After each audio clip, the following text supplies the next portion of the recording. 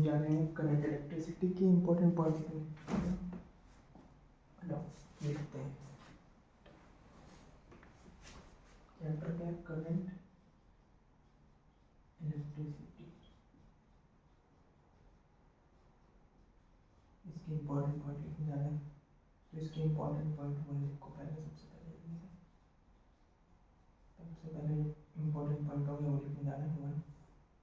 सबसे पहले क्या इसमें फॉर्मूला आता है, करंट इज इक्वल टू क्या हो जाता है, क्यू अपॉन में टी, चार्ज अपॉन में टाइम। ठीक है ना, पहला फॉर्मूला हो गया। इसी को कैसे लिख सकते हैं, आई इज इक्वल टू क्यू की जगह हम क्या लिख सकते हैं, देखो हमने पढ़ा है पीछे, Q is equal to N E होता है ना, ये कहाँ पढ़ा था हमने, फर्स्ट चैप्टर में इलेक्ट्रिक फील्ड एंड चार्जेस में। तो बस यहीं पे इसकी वैल्यू रख दो क्यू की, तो एन डॉट ई अपॉन में मतलब मल्टीप्लाई है, ठीक है ना, इन डॉट का मतलब साइन मल्टीप्लाई, अपॉन में क्या हो जाएगा टाइम, ऐसे ही रख दो। इस पे एक पी वाई क्यू आर हुआ, ठीक है ना। यहाँ पे आई क्या है करंट, एन क्या है नंबर ऑफ इलेक्ट्रॉन कितने होंगे, इलेक्ट्रॉन ई क्या है चार्ज ऑफ इलेक्ट्रॉन जो कि क्या होता है माइनस में 1.6 इंटू 10⁻19 और टी क्या हो जाएगा टाइम। तो यहाँ पे उसने क्या पूछा था, ऐसे एन की वैल्यू दे रखी थी और ई की वैल्यू हमें पता ही है 1.6 इंटू 10⁻19 होता है, मल्टीप्लाई कर देंगे, और टी की वैल्यू 1 सेकेंड दे रखी थी तो आंसर आ जाएगा। एन की वैल्यू को दे रखी थी तो करंट पूछा था, ठीक है। अब इसी को और कैसे लिख सकते हो, अगर इंस्टेंटेनियस करंट पूछ ले तुमसे तो डिफरेंशिएशन करते हैं, आई इंस्टेंटेनियस करंट इंस्टेंटेनियस कैसे निकालोगे, D Q by D T differentiation करके, ठीक है। तीन फॉर्मूलों में और एक और फॉर्मूला लिख लो, मगर इससे क्वेश्चन नहीं आया हुआ है कभी भी। आई इज इक्वल टू क्या हो जाएगा Q by T, one upon में टाइम क्या होता है फ्रीक्वेंसी, तो क्या लिख दोगे क्यू को कैसे लिख दो, वन बाई टी क्या होगी फ्रीक्वेंसी। ये चौथा फॉर्मूला हो गया। ये सारे फॉर्मूले किसके बन गए, करंट के, ठीक है ना। इसी फॉर्मूले से हमने सारे फॉर्मूले बना लिए, तो याद करना ये वाला बस, फिर ये सारे बना लेना है। फिर आ जाओ कहाँ पे, चौथे पॉइंट पांचवा, ड्रिफ्ट वेलोसिटी, वी डी क्या होता है equal to small E capital E by M into में टाउ। पहले ऐसे नहीं लिखो, पहले इसको क्या लिखो,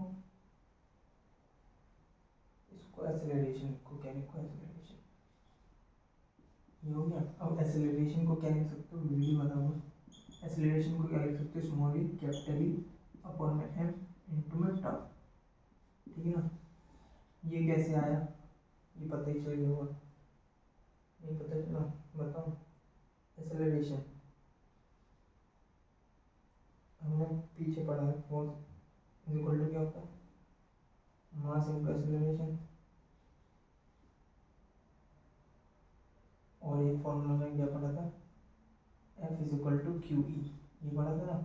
तो यहाँ से होगा ये वाला, फोर्स इज इक्वल टू क्या लिख सकते हो, mass into acceleration, Q E हमें क्या चाहिए, ए की वैल्यू चाहिए यहाँ से इस फॉर्मूले में रखने के लिए, तो ये क्या हो जाएगा क्यू बाई ई, एम इधर आ जाएगा ए।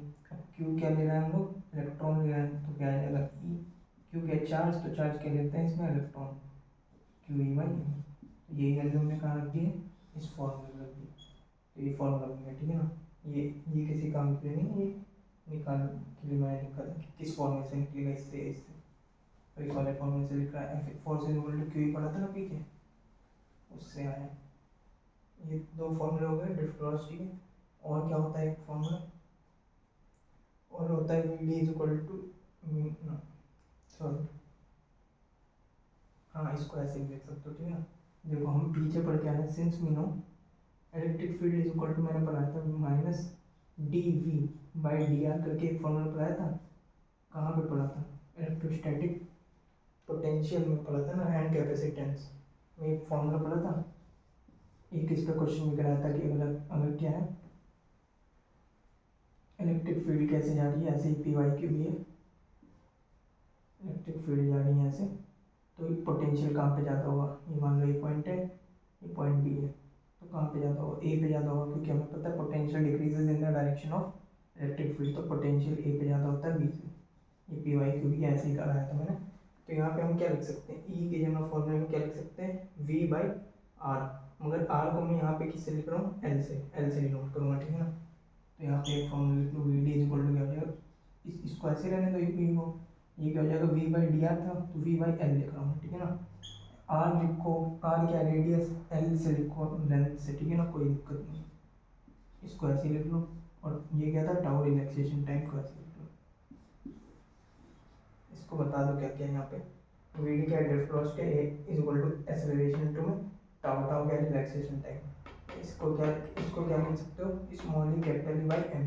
तो फॉर्मूला क्या हो जाएगा, वी डी को ऐसे लिख दो, क्या हो जाएगा, small E capital E by M into में टाउ रिलैक्सेशन टाइम। ई क्या है, चार्ज ऑफ इलेक्ट्रॉन जितना भी होगा, अगर जितने भी देगा, अगर 10 दे दिया तो 10 इंटू में 10 की पावर 10 रखेंगे, अगर 10 इलेक्ट्रॉन देंगे तो 10 इंटू में 1.6 इंटू 10 की पावर -19 इलेक्ट्रिक फील्ड है ये। स्मॉल एम क्या, मास ऑफ इलेक्ट्रॉन या मास जो भी देगा, ठीक है, मास, ठीक है। ये हो गया, ये वाला फॉर्मूला भी याद रखना। बस ई की जगह क्या लिख दिया हमने, वी बाई एल, कहाँ से लिखा, ये पीछे पढ़ा था हमने, electric field is equal to क्या होता है, minus D V by D R. तो ई की जगह क्या लिख दिया, वी बाई एल। ये हो गया पाँचवा, ठीक है ना। ये सारे एक ही हैं तो बस इसको 50 लिख रहा हूँ। अब आ जाओ सिक्स क्या होता है, I is equal to current is equal to V D drift velocity E N A, ये फॉर्मूला होता है, ठीक है, ये इंपॉर्टेंट है और ये वाला इंपॉर्टेंट है और ये इंपॉर्टेंट है, ठीक है। करंट वी डी क्या होगी, ड्रिफ्ट वेलोसिटी, ई क्या होगी इलेक्ट्रॉन, एन क्या हो जाता है number of electron per unit volume, A क्या हो गया एरिया, ठीक है ना। सारी चीज़ें बता दी क्या क्या इसमें है फॉर्मूले में, ठीक है ना। ये हो गया। अब क्या करें, अब इसको देखो ऐसे भी लिख सकते हो, आई बाई ए हो जाएगा यहाँ पे आके, तो I by A is equal to क्या हो जाएगा, वी डी मतलब ड्रिफ्ट वेलोसिटी ई इंटू में एन, ऐसे भी डिनोट कर सकते हो इस फॉर्मूले को। अब हमें पता है, अभी आगे भी पढ़ाऊंगा, जो क्या होता है करंट डेंसिटी, जिसको ऐसे रिप्रेजेंट करते हैं जी में, ठीक है ना, ऐसे डिनोट कर रहे हैं। ये क्या है करंट डेंसिटी, उसका फॉर्मूला क्या होता है, आई बाई ए। तो इसको क्या लिख सकता हूँ मैं, ऐसे लिख सकता हूँ करंट डेंसिटी, तो यहाँ पर वैसे लिख दे रहा हूँ इस टर्म में। तो करंट डेंसिटी ये क्या हो गया, आई बाई ए क्या होता है, current density is equal to V D E N, ये फॉर्मूला हो गया। तो इसी फॉर्मूले से कितने फॉर्मूले बन गए, 3। तो ये याद रखो। ये ऐसे भी दे सकता है क्वेश्चन में, करंट डेंसिटी के टर्म में दे सकता है, और करंट डेंसिटी कैसे लिख सकते हो, ऐसे लिख सकते हो, ठीक है ना। तो ऐसे भी दे सकता है, पूछ लेगा, बताओ तीनों फॉर्मूले सही हैं, गलत हैं तो सही, ठीक है ना। यहाँ पे करंट है, करंट डेंसिटी है, ये भी करंट डेंसिटी है, आई बाई ए।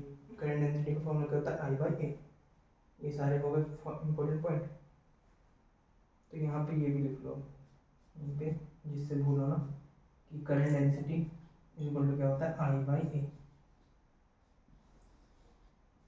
यहाँ से नीचे नहीं आए थे, ठीक है ना।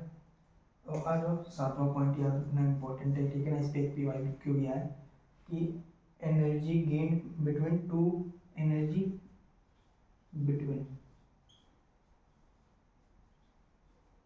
बिटवीन टू कोलिजन, ठीक है ना। ऐसे ये हेडिंग है, याद क्या रखना है वो देखो, एनर्जी स्लैश वर्क डन, ठीक है ना, इज इक्वल टू फॉर्मूला क्या होता है, क्यू क्या हो गया 4, ई क्या हो गया इलेक्ट्रिक फील्ड इनटू में लैम्डा क्या हो गया वेवलेंथ। इस पे पी वाई क्यू आया, ठीक है ना। इसी को मैं ऐसे लिखता हूँ, क्योंकि जो पी वाई क्यू आया था वहाँ पे क्यू की वैल्यू क्या थी, इलेक्ट्रॉन दे रखा था, तो क्या हो जाएगा energy is equal to sorry slash energy बोलेगा क्वेश्चन में या वर्क डन बोलेगा, ठीक है ना। तो यहाँ पे क्या हो जाएगा, इलेक्ट्रॉन दिया था उस क्वेश्चन में, इलेक्ट्रिक फील्ड इनटू में लैम्डा।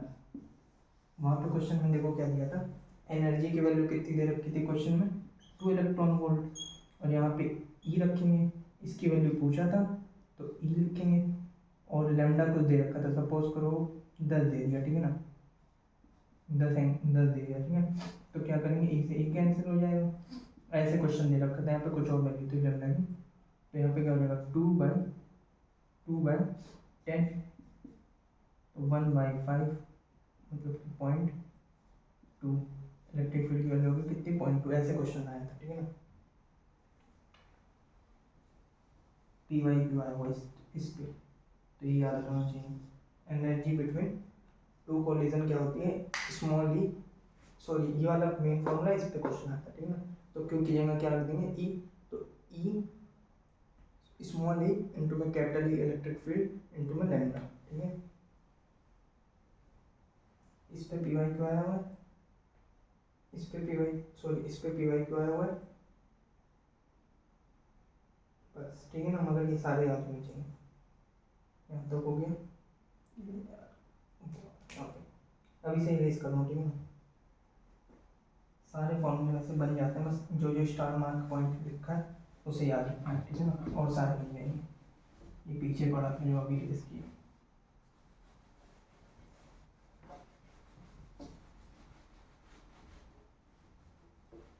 अब आ जाओ रेजिस्टेंस पे।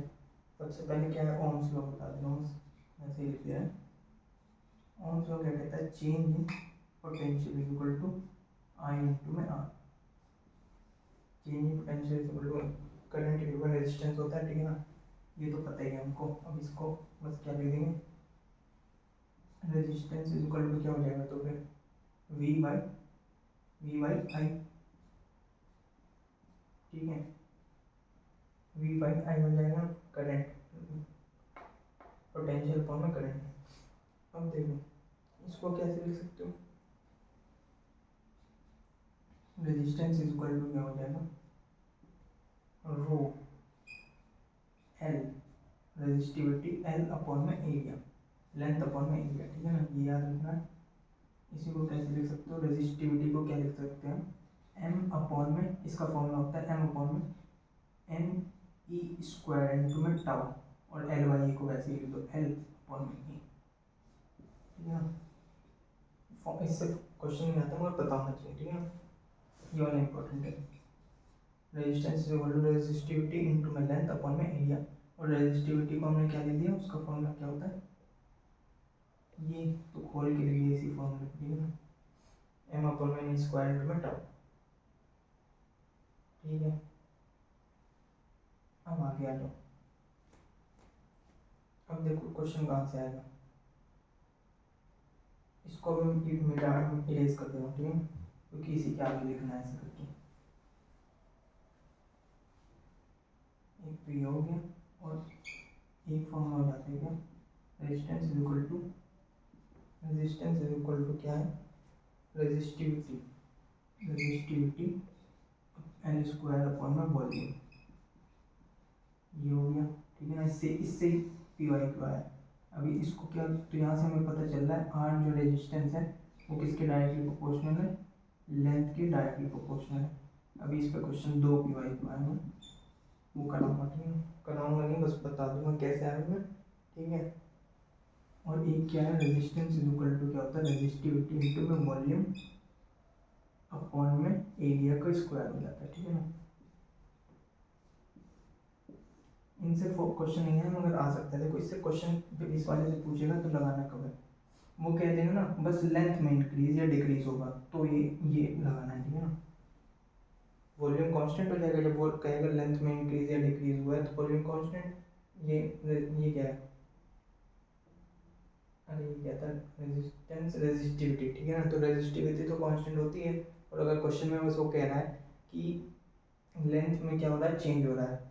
मान लो शुरू में वो कितनी थी, एल थी, अब क्या कर दी मैंने, 2L कर दी है लेंथ को, तो रेजिस्टेंस बताओ क्या हो जाएगा, तब ये फॉर्मूला लगाना है। तो कैसे लगाओगे, आर इज इक्वल टू, शुरू में कितनी थी, एल थी, तो एल स्क्वायर, अब आर डैश हमसे पूछ रहा है कितना हो जाएगा, तो अपॉन में क्या कर दोगे, 2 टाइम्स कर दिया लेंथ को, तो 2L ब्रैकेट में होल स्क्वायर, ये क्या हो जाएगा, एल स्क्वायर अपॉन में 4L स्क्वायर, आर अपॉन में आर डैश निकालना ना, शुरू में तो आती, एल स्क्वायर से एल स्क्वायर कैंसिल, तो ये क्या हो जाएगा 4R, ये ऐसे ही क्वेश्चन आएगा, ठीक है ना।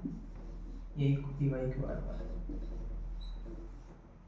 बस ये ध्यान रखना ये वाला फॉर्मूला कब लगेगा, जब वो बस लेंथ में कहेगा इंक्रीज हुआ है। अगर वो कहने लगा लेंथ में भी इंक्रीज हो रहा है और एरिया में भी इंक्रीज हो रहा है, या फिर आर में इंक्रीज हो रहा है, रेडियस में भी, या डिक्रीज हो रहा है, इंक्रीज डिक्रीज कुछ भी कह सकता है, तो ये वाला फॉर्मूला लगेगा, ठीक है ना, एल बाई ये आ जाएगा उसमें।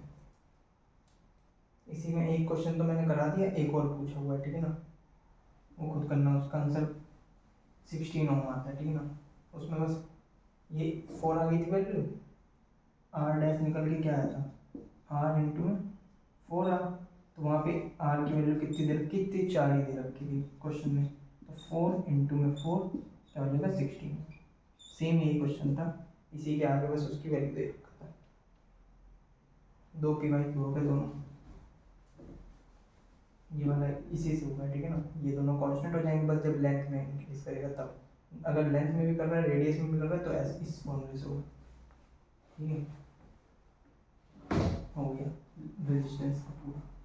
अब एक आ जाओ temperature coefficient, temperature of resistivity जो भी है, टेम्परेचर ऑफ कांस्टेंट, इससे भी पीवाई क्यू आता है, ठीक है ना।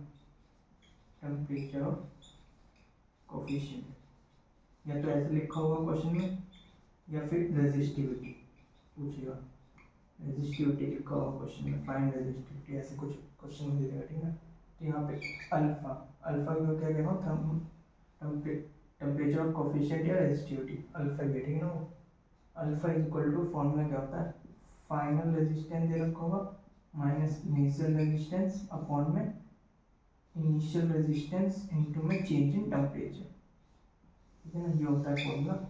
इसमें इसकी वैल्यू दे देगा, इसकी वैल्यू दे देगा इनिशियल रेजिस्टेंस की, सॉरी फाइनल रेजिस्टेंस की, इनिशियल रेजिस्टेंस की वैल्यू दे देगा, डेल्टा टी पूछ लेगा चेंज इन टेम्परेचर, तो क्या हो जाएगा फॉर्मूला, ये यहाँ आ जाएगा, ये नीचे डिवाइड हो जाएगा, ठीक है ना। तो इसमें कुछ भी दे सकता है वो, इन सब की वैल्यू दे देगा, टेम्परेचर ऑफ कोएफिशिएंट या रेजिस्टिविटी पूछ लेगा तो ये फॉर्मूला करेगा।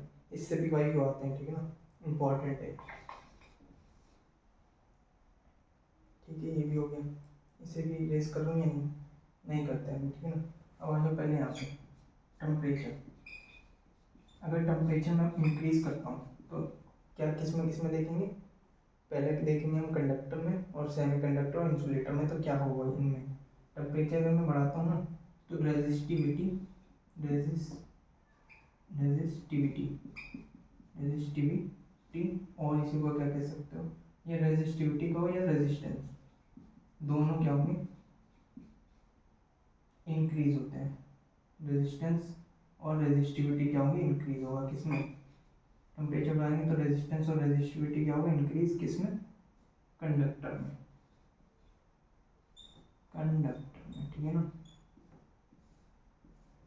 किसमें होंगे कंडक्टर में, ये याद रखना है कंडक्टर, और कंडक्टर कौन होता है मेटल, ठीक है ना। ये भी ऐसे, क्योंकि एक और क्वेश्चन आया हुआ, ठीक है ना, इस पे अगर टेम्परेचर डिक्रीज करते हैं हम, सपोज करो टेम्परेचर, सॉरी टेम्परेचर अभी भी इंक्रीज ही करना है, सॉरी टेम्परेचर इंक्रीज कर रहे हैं तो रेजिस्टिविटी और रेजिस्टेंस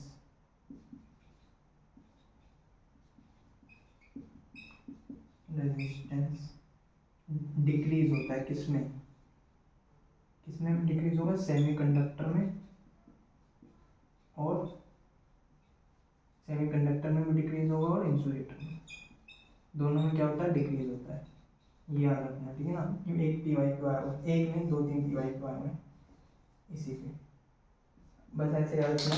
टेम्परेचर बढ़ाएंगे तो क्या होगा, रेजिस्टेंस या रेजिस्टिविटी क्या होगी इंक्रीज होगी, किसकी, मेटल की, या मेटल कौन होता है कंडक्टर होता है, ठीक है ना। ये कंडक्टर कौन होते हैं मेटल, ऐसे सही है, कंडक्टर क्या होते हैं मेटल होता है, ठीक है ना। और टेम्परेचर को बढ़ाएंगे तो क्या होगा, रेजिस्टेंस और रेजिस्टिविटी सेमीकंडक्टर और इंसुलेटर की क्या होती है डिक्रीज होती है, ठीक है ना। पी वाई क्यू आएगा इस पर। अब इनकी ग्राफ देखो, ग्राफ इंपॉर्टेंट है, इस जो पहला ग्राफ बना हुआ उसी पे पी वाई क्यू आया हुआ है। यहाँ पे क्या लिखा होता है रेजिस्टिविटी, रेजिस्टिविटी भी दे सकता था क्वेश्चन में, रेजिस्टेंस भी दे सकता था, रेजिस्टिविटी लिखा हो या रेजिस्टेंस, ठीक है ना। रेजिस्टिविटी दे रखा था तो मैं रेजिस्टिविटी लिख रहा हूँ, और यहाँ पे क्या था टेम्परेचर, तो पूछा था कॉपर के लिए बताओ कौन सा सही ग्राफ है रेजिस्टिविटी और टेम्परेचर के लिए, तो 4 ऑप्शन दिए रखे थे, उसमें से एक ऑप्शन क्या था, ऐसा था, कैसा था ऐसा, ठीक है ना। Oh sorry sorry I am so sorry, चल नहीं रहा है, कैसे ग्राफ बनेगा ऐसा, आज चल नहीं रहा है, ग्राफ कैसा बनेगा ऐसा। हमें पता है कॉपर क्या है, मेटल है। कॉपर क्या है, मेटल है। टेम्परेचर देखो आगे बढ़ रहा है, टेम्परेचर एक्स एक्सिस में बढ़ रहा है, तो क्या होगा, रेजिस्टिविटी और रेजिस्टेंस क्या होंगे, बढ़ेंगे। तो ग्राफ ऐसे ही बनेगा। तो 4 ऑप्शन थे, उसमें से ऑप्शन बी वाला सही हो जाएगा। तो इसे याद भी कर सकते हो और समझ के भी कर सकते हो, ठीक है ना, पी वाई क्यू। अब इसका याद रखना है, ठीक है ना, ये भी याद रखना और ये भी याद रखना। रेजिस्टिविटी का ग्राफ, रेजिस्टिविटी या रेजिस्टेंस भी यहाँ पे लिख सकता है वाई एक्सिस में। और टेम्परेचर का ग्राफ किसके लिए, नाइक्रोन के लिए कैसा बनता है, नाइक्रोन, ठीक है ना। तो इसके लिए कैसा बनता है, ये याद रखना, ठीक है ना। इसके लिए कैसा बनता है, ऐसा स्ट्रेट लाइन, याद रखना, ठीक है ना, डायरेक्ट, क्योंकि एनसीईआरटी में दे रखा है। रेजिस्टिविटी, रेजिस्टिविटी यहाँ पे लिखना है और यहाँ पे टेम्परेचर। तो इसका जो ग्राफ बनता है किसके लिए, अब किसके लिए, सेमीकंडक्टर और इंसुलेटर के लिए कैसा बनेगा।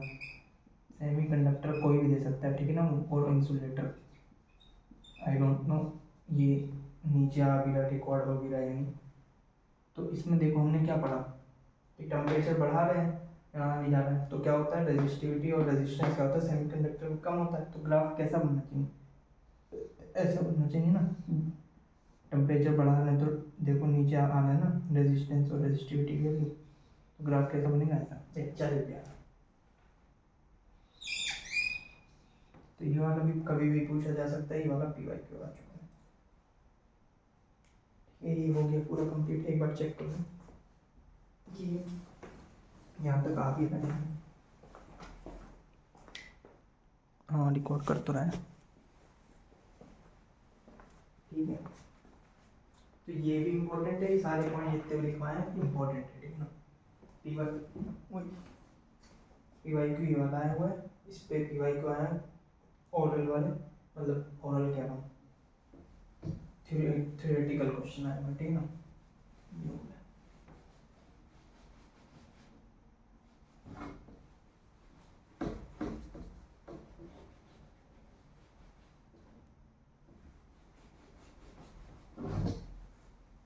अब आ जाओ आगे, पावर, पावर पढ़ेंगे, ठीक है ना। ये भी इम्पोर्टेंट पॉइंट सारे बनी चलना है, ठीक है। पावर, पावर का तो पता ही है, फॉर्मूला वगैरह अपन में टाइम होता है, मगर यहाँ पे ये वाले नहीं पढ़ना है, क्योंकि अभी हम वो वाला चैप्टर थोड़ी ना पढ़ रहे हैं। अरे भाई, ठीक है। पावर लॉस, सबसे पहला जो फॉर्मूला पढ़ना है, यहाँ पे नहीं आता पावर लॉस। तो पहला फॉर्मूला क्या होगा, आई करंट इंटू में वोल्टेज, ठीक है। दूसरा क्या होगा, पोटेंशियल भी कह सकते हो, ठीक है ना। Power loss is equal to I square R, एक पे वाई क्यू इससे आया हुआ है, ठीक है ना। पावर लॉस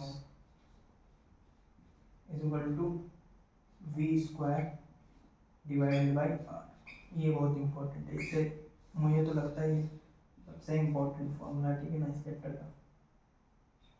इससे मैंने बहुत सारे क्वेश्चन देखे आए हुए पी वाई में। पावर लॉस क्या होगा, वी स्क्वायर, वी क्या है, पोटेंशियल का होल स्क्वायर अपॉन में क्या है, आर रेडियस नहीं है, कभी रेडियस समझ लो, आर क्या है, रेजिस्टेंस, ठीक है ना। वो क्वेश्चन में क्या करता है ना, पावर की वैल्यू दे देता है और इसकी वैल्यू दे देता है और रेजिस्टेंस पूछ लेता है, ऐसा करता है।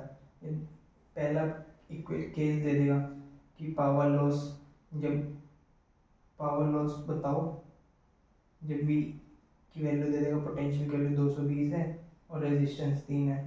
फिर कहेगा बताओ पावर लॉस क्या होगी जब पोटेंशियल की वैल्यू कितनी हो जाएगी, 220 वोल्ट ही रहेगी और आर की वैल्यू क्या हो जाएगी, 5 हो जाएगी, 5 ओम। तो ऐसे क्वेश्चन बहुत सारे आए हैं, ठीक है ना। और कभी कभी क्या करता है कि ऐसे सीरीज में लगे हुए हैं, R1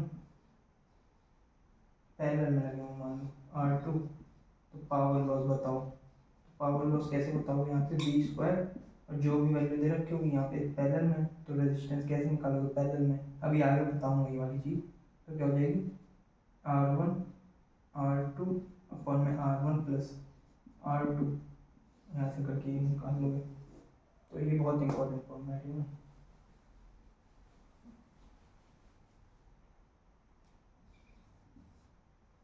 इसको और ऐसे भी लिख सकते हो जिससे कि समझ लो तुम कि बस यहाँ पे आर डायरेक्ट फॉर्मूले में नहीं दे रखा होगा, मतलब क्वेश्चन में नहीं दे रखा होगा, तो इसको ऐसे भी लिख लो वी स्क्वायर अपॉन में क्या आर इक्विवेलेंट। अब इसी पे एक फॉर्मूला बनाया है, ठीक है ना, क्या क्या है फॉर्मूला, पावर, पावर जो होती है पावर इन पैरेलल, अगर पैरेलल कॉम्बिनेशन है, ठीक है ना, पावर इन पैरेलल वो किसके बराबर होगी, पैरेलल, स्पेलिंग गलत है, ठीक है ना, सही कर लेना, इक्वल टू क्या हो जाएगी एन स्क्वायर, अभी बताता हूँ एन स्क्वायर, एन क्या है यहाँ पे, एन स्क्वायर इंटू में power of power in series, ठीक है, ये ऐसे ही बना लिया मैंने, मगर मेन इंपॉर्टेंट फॉर्मूला ये किसी इसमें देख के इसी से हो जाता है क्वेश्चन। यहाँ पे देखो याद रखना एन क्या है, नंबर ऑफ रेजिस्टेंस, ठीक है। अब अगर दो रेजिस्टेंस है तो फॉर्मूला क्या बन जाएगा, 2 की पावर 2 हो जाएगी, तो क्या हो जाएगा 4, सेम यही फॉर्मूला, बस यहाँ पे आगे क्या हो जाएगा 4 पावर इन,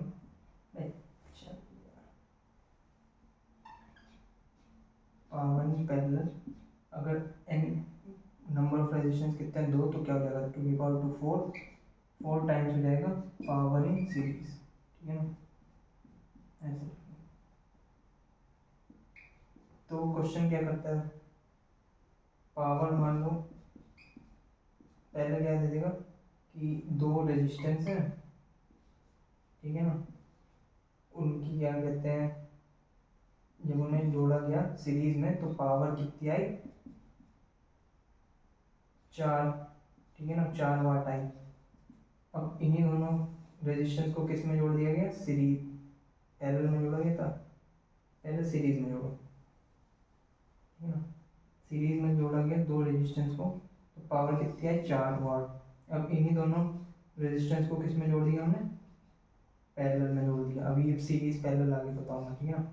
तो बताओ पावर कितनी हो जाएगी, तो क्या हो जाएगी 4 से मल्टीप्लाई कर दो, तो यहाँ पे 4 आता है, दो जब रेजिस्टेंस होता है तो 4 इंटू में पावर सीरीज कितनी थी 4, तो पावर कितनी निकल के आ जाएगी पैरेलल में 16 वाट, ठीक है ना, ऐसे हो जाएगा। मगर इससे करो, ये इंपॉर्टेंट है, ठीक है ना, ये दोनों, ये तो बस जल्दी के लिए है, और ये सब हर फॉर्मूले में नहीं लगेगा, जितने भी क्वेश्चन आएंगे इससे, मगर कुछ में लग जाता है तो स्पीड बढ़ जाती है, इसलिए लिख लिया, ठीक है। अब देखो ये पढ़ा था अभी, ये पढ़ा था ना, देखो अब हीट, ये तो पावर थी, अब हीट, हीट में कुछ नहीं करना, बस यहाँ पे जो भी फॉर्मूला लिखा है ना उसमें टी से मल्टीप्लाई कर दो, मतलब टाइम से, तो हीट का फॉर्मूला क्या बन जाएगा, यहाँ पे इसका क्या बन जाएगा आई टी, ठीक है, इसका क्या हो जाएगा हाइट, सॉरी हीट का formula I square R into में टी, ये बताओ क्या है, इसी को हम क्या कहते हैं हीट, ये लॉ ऑफ जूल ऐसे करके इसका कुछ नाम था यार, नाम भूल रहा हूँ, क्लास 10th में भी है, ठीक है ना, joule law of heating, sorry याद आ गया, जूल लॉ ऑफ हीटिंग, ये क्लास 10th में भी था, मैंने पढ़ा था, जूल लॉ ऑफ हीटिंग, ठीक है ना, एस चांद की बुक में था, जूल लॉ ऑफ हीटिंग का फॉर्मूला क्या दे रखा था, H heat is equal to I क्या करंट, करंट का स्क्वायर, आर क्या रेजिस्टेंस, टी क्या टाइम। अब इस फॉर्मूले में भी ऐसे बन जाएगा, ठीक है ना, इसे रिप्लेस कर दो, इसके लिए बनाना, ये हो गया हीट का पहला फॉर्मूला, दूसरा इस ऐसे इसके टर्म में वी स्क्वायर बाई आर था, टी से मल्टीप्लाई कर दो टाइम से, हीट का फॉर्मूला बन जाएगा, ठीक है, समझ में आ गया, ये हो गया पूरा कंप्लीट। अब बताता हूँ रेजिस्टेंस सीरीज और पैरेलल। अब आ जाओ, ये इंपॉर्टेंट पॉइंट 1 खत्म हो गया सारा, अब क्या पढ़ेंगे, अब इम्पोर्टेंट पॉइंट को लिखेंगे, ठीक है ना। देखो सबसे पहले तो मैं क्लियर कर दूँ, हमेशा याद रखना, जो रेजिस्टेंस का हमेशा याद रखा करो सीरीज और पैरेलल का इक्विवेलेंट रेजिस्टेंस, और उसका उल्टा क्या कर दिया करो, किस किस का, एक तो जो पीछे हम चैप्टर में पढ़ के आए थे किसका, कैपेसिटर का, मतलब जो यहाँ पे होगा ना उसका उल्टा कर दो फॉर्मूला, तो वो किसका हो जाता है, कैपेसिटेंस का। जैसे मान लो अभी करके बताता हूँ, ठीक है ना। और एक स्प्रिंग कांस्टेंट का उल्टा कर देते हैं बस इसका। जैसे अगर ये क्या है, ये क्या है यहाँ पे R1 सीरीज में जुड़े हुए हैं, ठीक है ना, रेजिस्टेंस, ये R2 ये R3। तो यहाँ पे R इक्विवेलेंट की निकालेंगे, ऐसे बहुत सारे लगे हुए हैं, ठीक है ना, इनफाइनाइट का।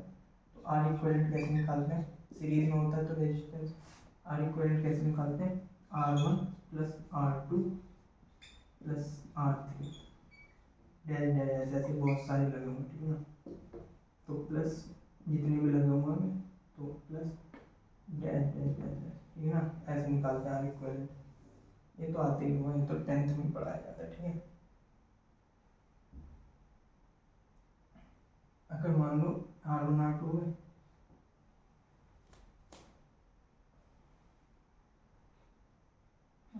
चलिए यार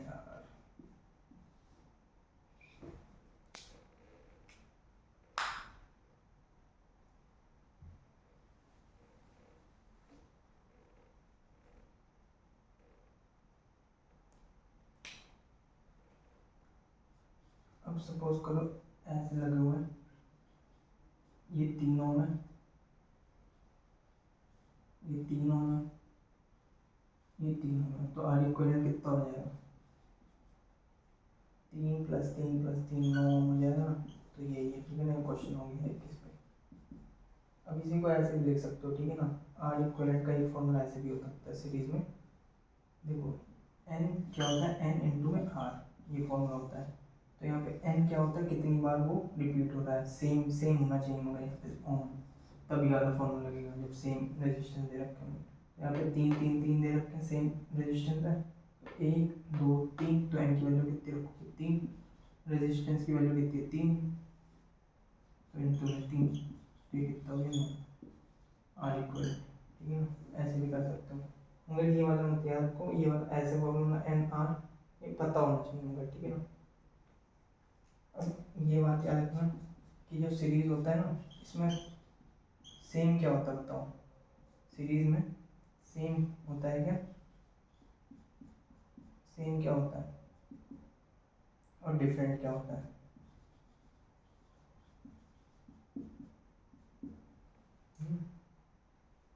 करंट क्या होता है, करंट क्या होता है सेम, और डिफरेंट क्या हो जाता है वो पोटेंशियल, पोटेंशियल डिफरेंस, ठीक है ना, ये याद रखना, ठीक है। अब आगे हम इसकी बात करेंगे। अब देखो जैसे यहाँ पे मैंने बताया इस सीरीज में, तो ये ऐसे कर रहे थे, मगर अगर हमने कैपेसिटर जब पढ़ा था तो वहाँ पे जब वो सीरीज में लगा होता था ना, तो हम पैरेलल वाला फॉर्मूला लगाते थे।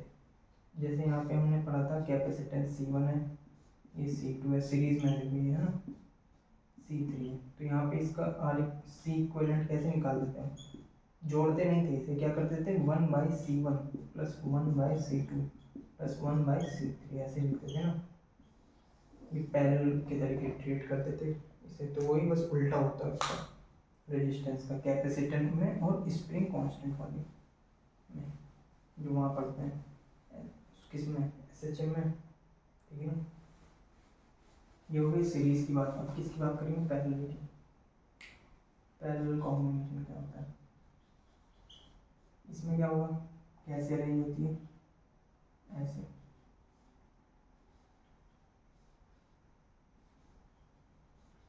ऐसे ऊपर भी बहुत सारे, ठीक है ना, इनफाइनाइट। सपोज करो इसकी R1 थी रेजिस्टेंस, इसकी R2, इसकी R3, ये देखो पैरेलल में दिख रहा है हमें। तो इसका R इक्विवेलेंट कैसे निकालो, 1/R1, सॉरी यहाँ पे 1/R, 1/R इक्विवेलेंट लिखते हैं, ठीक है ना। 1/R equivalent is equal to 1/R1 plus 1/R2 plus 1/R3, ये हो जाता है फॉर्मूला, मेन फॉर्मूला यही है, ठीक है ना। तो ये जाता है इनफाइनाइट तक लिखेंगे तो आगे जोड़ते जाओ ऐसे, ठीक है ना। यहाँ से R इक्विवेलेंट निकल जाता है। अब सपोज करो सपोज दो हैं, बस दो ही इक्विवेलेंट हैं, जैसे ऐसे बस दो ही दे रखे हैं, ठीक है ना। आर इक्वल सॉरी R1 और R2 की वैल्यू क्या है, बस दो ही है रेजिस्टेंस R1 R2। तो कैसे निकालोगे, ऐसे मत करना, फिर इस फॉर्मूले से करना क्या, R इक्वलेंट, ये इजी है, जल्दी हो जाता है इससे। R इक्वलेंट क्या हो जाता है, equal to R1 R2 upon में R1 plus R2। Main formula तो ये है, इससे भी आ जाएगा, मगर जल्दी करने के लिए हम दो अगर रेजिस्टेंस दे रखे तो ऐसे करते हैं सिर्फ पैरेलल में।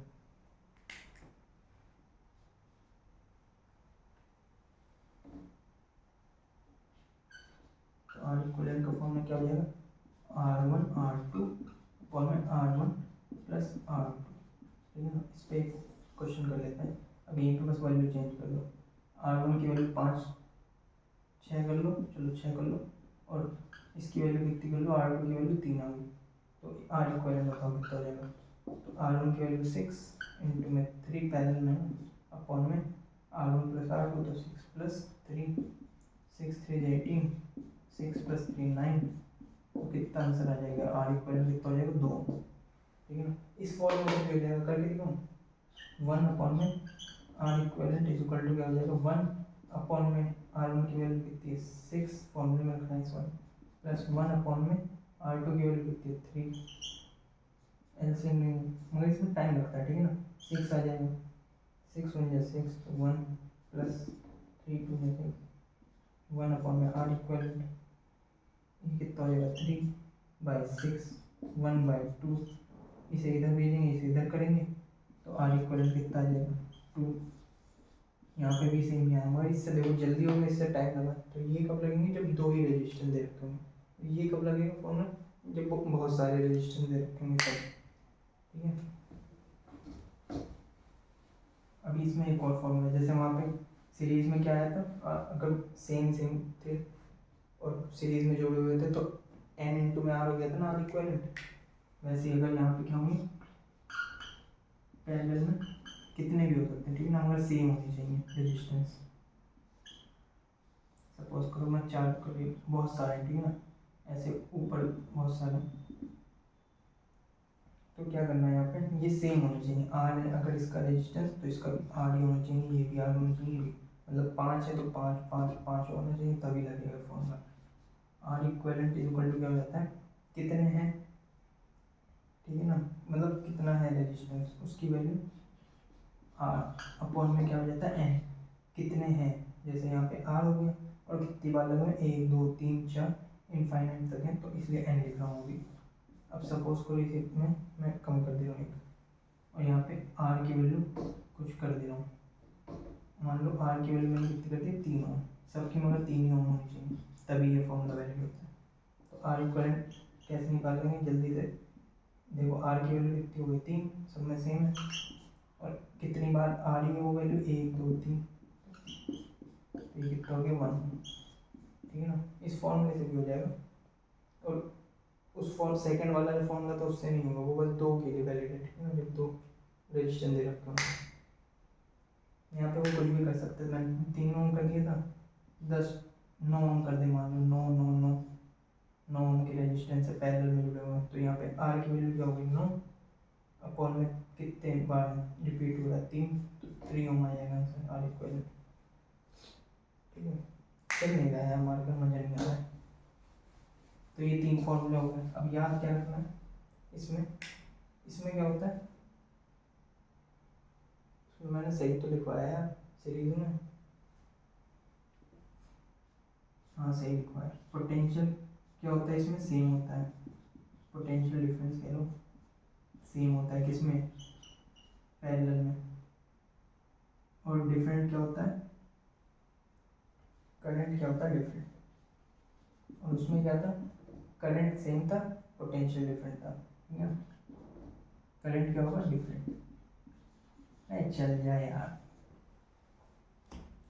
पोटेंशियल यहाँ पे सेम होता है, यहाँ पे भी अगर मान लो यहाँ पे कुछ लगा दी मैंने ऐसे, यहाँ पे वी थी, वी वोल्टेज की बैटरी है जो भी था लगा दी मैंने, तो यहाँ पे भी पोटेंशियल वी होगा, यहाँ पे भी पोटेंशियल वी, यहाँ पे भी पोटेंशियल वी, यहाँ पे जीरो, यहाँ पे जीरो, यहाँ पे भी जीरो, ठीक है ना।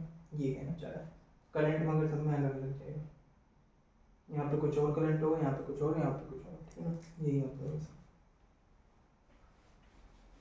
ये हो गया पूरा पैरेलल भी। अब मैंने व्हीटस्टोन ब्रिज पढ़ा देता हूँ, पीछे पीछे भी पढ़ाया था ना उसमें, किसमें, जब कैपेसिटेंस पढ़ा लेते। तो व्हीट, अरे यार ये चल नहीं रहा है, व्हीटस्टोन ब्रिज ये क्या कहता है, सपोज करो यहाँ पे ये, सपोज क्या करना है, ऐसे लगा हुआ है R1 रेजिस्टेंस, ये लगा हुआ है R2 रेजिस्टेंस, ये R3 लगा हुआ है, यहाँ पे R4 लगा हुआ है, ठीक है ना। ये R3 मान लो, ये R4 रेजिस्टेंस है, और यहाँ पे एक और रेजिस्टेंस होता है जिसकी वैल्यू लिखती है R5, ठीक है ना। तो ये व्हीटस्टोन ब्रिज की कंडीशन क्या होती है, अगर R1 ये वाला रेजिस्टेंस और ये वाला रेजिस्टेंस R1 बाई R4 बराबर है R2 बाई R3, तो व्हीटस्टोन ब्रिज वाला कहता है कि ये बीच में जो रेजिस्टेंस है ना, इसको हम निगलेक्ट कर देंगे, इसकी वैल्यू को नहीं लेंगे, ठीक है ना। जैसे एक एग्जाम्पल करके दिखा, इस पर बहुत पी वाई के बारे में, ठीक है ना, 3 से 4 पी वाई के बारे में, वो स्ट्रक्चर मगर बदल के देता है, ऐसा सिंपल सा नहीं देता, ठीक है ना। सपोज करो ऐसे था, ये सेम यहाँ पे R1 की वैल्यू कितनी दे रखी है 3, R4 की वैल्यू कितनी दे रखी है 6, और इसकी वैल्यू कितनी दे रखी है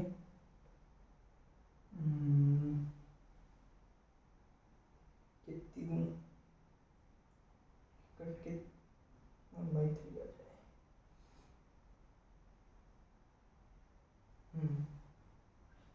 6 दे रखी है और इसकी 12, ठीक है ना। और यहाँ पे इसकी वैल्यू मान लो 15 दे रखी है।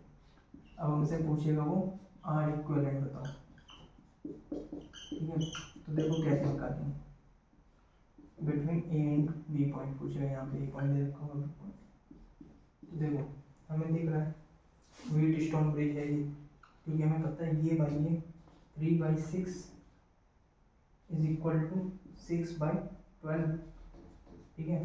3 1 जा 3, 3 2 जा 6, मतलब 1/2, और 6 1 जा 6, 6 2 जा 12, तो 1/2 आ रहा है, 1/2 बराबर 1/2। तो हमें दिख रहा है ये क्या कर रहा है, व्हीटस्टोन ब्रिज की कंडीशन को क्या कर रहा है, जस्टिफाई कर रहा है। तो इसको हम बीच को निगलेक्ट कर देंगे, इस वाले रेजिस्टेंस को। अब कर लो सॉल्व, 3 और 6 ये किसमें, सीरीज में, तो सीरीज में क्या होता है, ऐड होता है, तो ये कितना हो गया 9 सीरीज में, ठीक है, सीरीज में हो गया। अब ये देखो यहाँ पे ये दोनों किसमें, सीरीज में, तो 6 और 12 कितना हो गया 18, और इसका 18 हो गया। अब ये देखो दिख रहा है हमें, ये A पॉइंट B पॉइंट ये है, ये देख लो किसमें, पैरेलल में हो गए ये दोनों, सीरीज जुड़ के सीरीज में, जुड़ के सीरीज में। अब दोनों आपस में किसमें होंगे, पैरेलल में। तो पैरेलल का मैंने बताया, अगर दो R इक्विवेलेंट कैसे निकालोगे, अगर दो ही बदले रखे हैं तो R1 इंटू में R2 9 इंटू में 18 अपॉन में 9 प्लस 18, सॉल्व कर लो आंसर आ जाएगा, ठीक है ना। R इक्विवेलेंट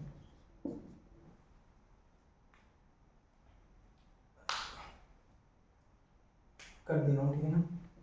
9 इंटू में 18 अपॉन में ये कितना हो जाएगा 18 में 9 जोड़ेंगे 27, 9 3 या 9 3 या 27, 3 से कट करेंगे कितना हो जाएगा 3 6 या 18, तो 6 फॉर्म आ जाएगा आंसर R इक्विवेलेंट, ठीक है ना। ऐसे क्वेश्चन आते हैं, सेम ऐसे बना के देगा, बस क्या याद रखना, अगर इसका और इसका रेशियो इसके बराबर आ रहा है रेशियो के, तो बीच वाला जो रेजिस्टेंस होगा उसे निगलेक्ट कर देंगे और फिर सॉल्व कर देंगे। पैरेलल सीरीज में, ये सीरीज में, सीरीज में जुड़ गए, फिर दोनों किसमें हो गए, पैरेलल में, तो पैरेलल में फॉर्म लगा दिया, आ जाएगा, ठीक है। व्हीटस्टोन ब्रिज अभी खत्म नहीं हुआ है, एक इसमें, ये तो केस था पहला, इसमें एक और केस क्या कर देता है वो, अगर सपोज करो यहाँ पे जो रेजिस्टेंस था अब वो R है, ठीक है, जो वहाँ पे R1 लिया था, और ये भी आर है, यहाँ वाला भी, और यहाँ वाला भी आर है, और यहाँ वाला भी आर है, ठीक है ना, रेजिस्टेंस। तो ये वाला तो निगलेक्ट हो ही जाएगा, यहाँ पे कुछ मान लो कुछ और था, ये आर ही था यहाँ पे भी, ठीक है ना, आर ही होना चाहिए यहाँ बीच में लगा हुआ है, ठीक है ना। तो हमें दिख रहा है R by R is equal to R by R, ये तो दिख ही रहा है ना। तो ये दोनों बराबर ही है लगभग 1:1। बस इसमें याद क्या करना रहता है कि जो रेजिस्टेंस होगा ना वही उसकी आर इक्विवेलेंट आ जाता है। तो यहाँ पे आर इक्विवेलेंट क्या हो जाएगा, सॉल्व करने की जरूरत नहीं है, आर ही आ जाएगा, ठीक है ना, ये इंपॉर्टेंट है। अब सपोज करो वो क्वेश्चन में बस क्या करेगा, यहाँ पे आर की वैल्यू बदल देगा। सपोज करो 10 10 10 दे दिया, यहाँ पे 10 ओम था, यहाँ पे 10 ओम था, यहाँ पे 10 ओम था, यहाँ पे 10 ओम था, ये भी 10 ओम था बीच में। तो क्या आ जाएगा, आर इक्विवेलेंट 10 ओम आ जाएगा। डायरेक्ट सॉल्व करने की जरूरत नहीं है, मतलब यहाँ पे सबके जो दे रखा हुआ रेजिस्टेंस वो क्या होना चाहिए, सेम। तब यहाँ पे भी दे रखा हुआ सेम, तब होगा ऐसा। सॉल्व करके भी आ जाएगा। देखो 10 और 10 किस में हो गए, सीरीज में। 10 और 10 सीरीज में हो गए 20, 10 और 10 सीरीज में हो गए 20, दोनों किस में हो गए, पैरेलल में। 10 20 और 20 पैरेलल में हो गए, तो हम कौन सा फॉर्मूला लगा देंगे, R equivalent is equal to 20/2 10 ohm, ऐसे भी आ जाएगा, ठीक है ना। अरे R equivalent is equal to, जब पैरेलल में अगर सेम सेम होते हैं तो एन बाई क्या हो जाता है, सॉरी आर बाई एन हो जाता है ना। तो कैसे भी कर लो आ जाएगा, मगर शॉर्ट जल्दी करना है तो ऐसे, ये ऐसे हो जाता है इस फॉर्मूले से, ठीक है ना, ये इस कॉन्सेप्ट से, कॉन्सेप्ट, ठीक है ना, फॉर्मूला नहीं है। सारे खत्म हो गए चीज़ें, एक बार चेक कर लो। अब कुछ चीज़ें बची हुई हैं वो बता रहा हूँ, चेक कर लो कि रिकॉर्डिंग चल रही है नहीं।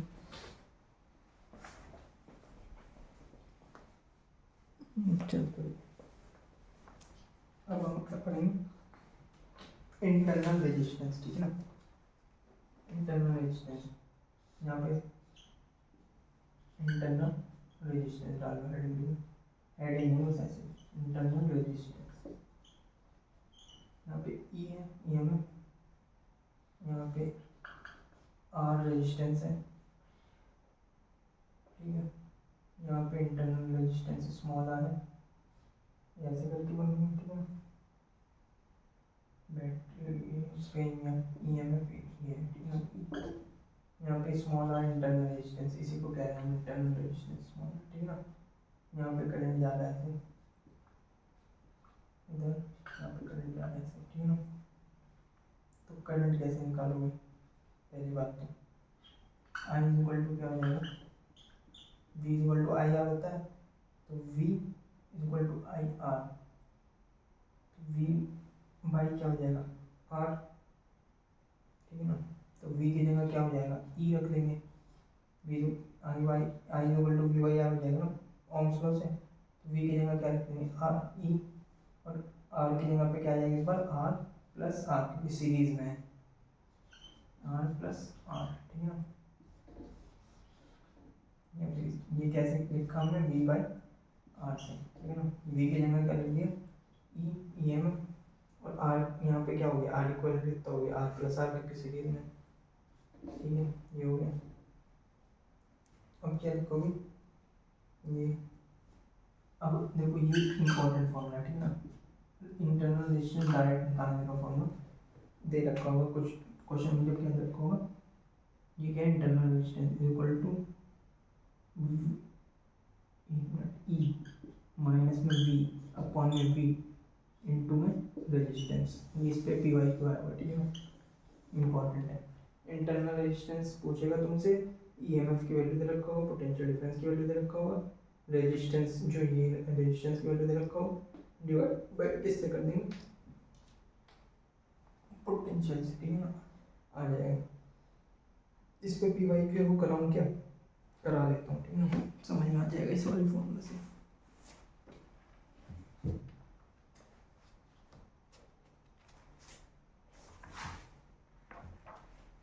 क्योंकि मुझे थोड़ी दिक्कत होती है इसमें, मैंने इसलिए फॉर्म ही करा ही देते हैं। क्या कह रहा है, for a cell terminal potential difference is इतना, पोटेंशियल डिफरेंस मतलब इसकी वैल्यू कितनी दे रखी है 2.2 volt when circuit is open reduce to 1.8, ठीक है ना।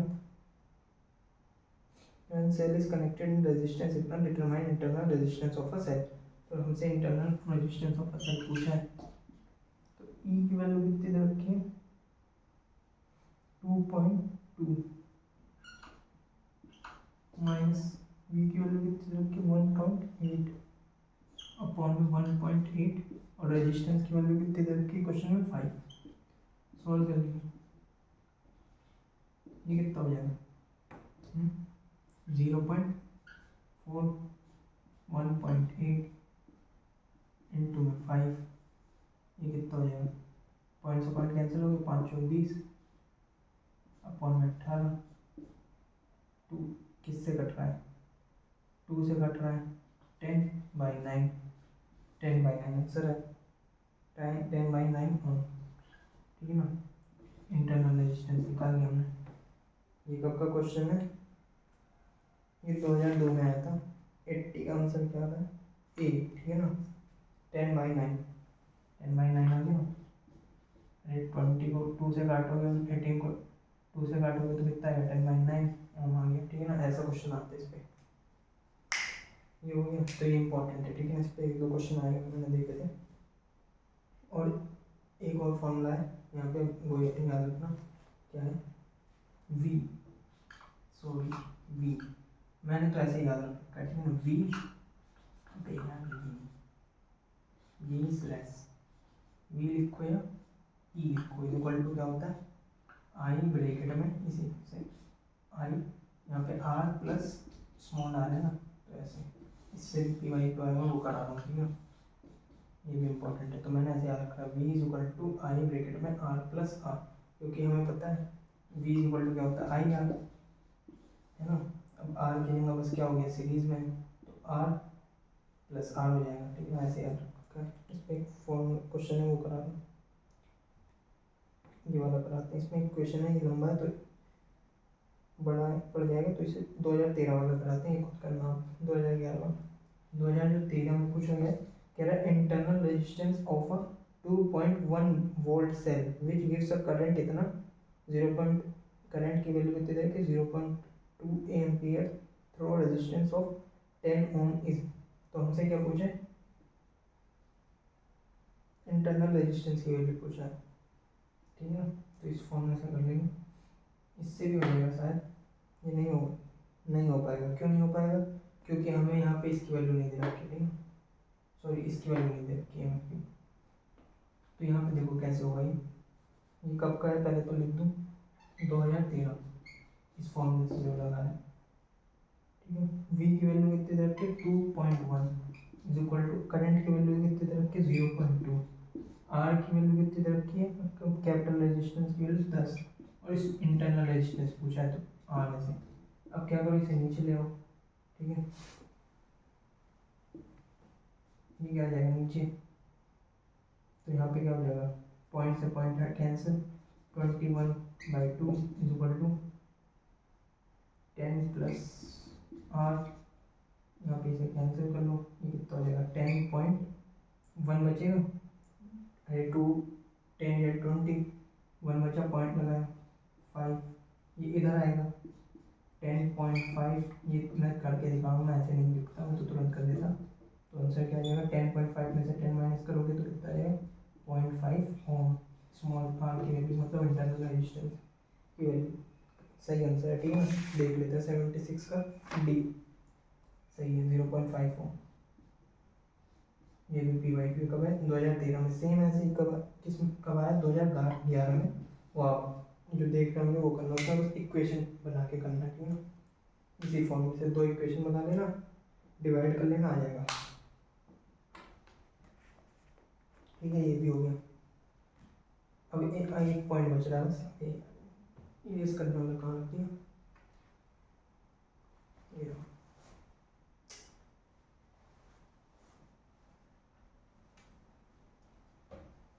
इरेज करने वाला कहाँ से, इंटरनल रेजिस्टेंस खत्म हो गया, बस एक पॉइंट इसमें रह रहा है, वो लिख लो, ठीक है ना। इससे भी एक पी वाई बराबर, बस इसको भी ऐसे मिटा दो, ये गलत हो गया यार।